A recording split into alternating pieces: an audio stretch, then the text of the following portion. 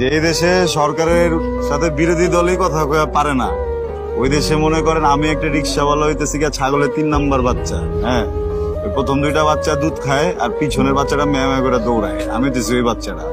আমার মতো রিক্সাওয়ালারা বা শ্রমিকরা যদি 8-10 জন 2000 3000 ওইটা মরেও জায়গা, এই দেশের সরকারের বা বিরোধী দলের কারো কোনো কিছু যায় আসে না।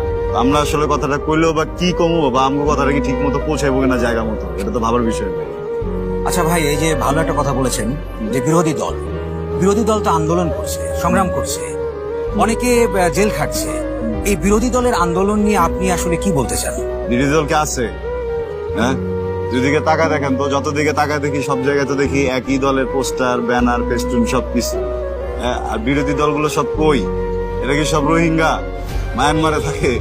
হ্যাঁ, শোনেন, বিরোধী দলের টুটি অনেক আগেই চাইপা ধরা হয়েছে। বিরোধী দল এখন লুলে হয়ে গেছে, তারা কথা বলতে পারে না, তারা কোনো কিছু করতেও পারে না, আর কথা কর জায়গাটাও তো নাই।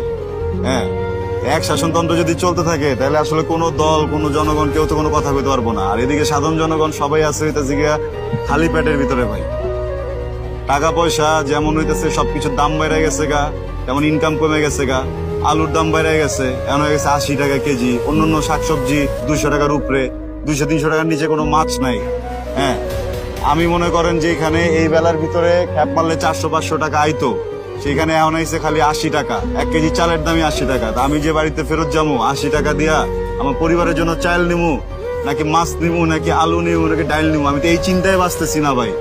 বিরোধী দল কি করতে পারলো না, পারলো না, কি লেগা পারলো না, এটা হলো আমি কেন, আমার মতো আরো 10 জন 15 জন 10 লক্ষ 10 কোটি মানুষ তো কথা বলতে পারবো না ভাই। সবাই এই জায়গায় আটকে আছে, বুঝছেন?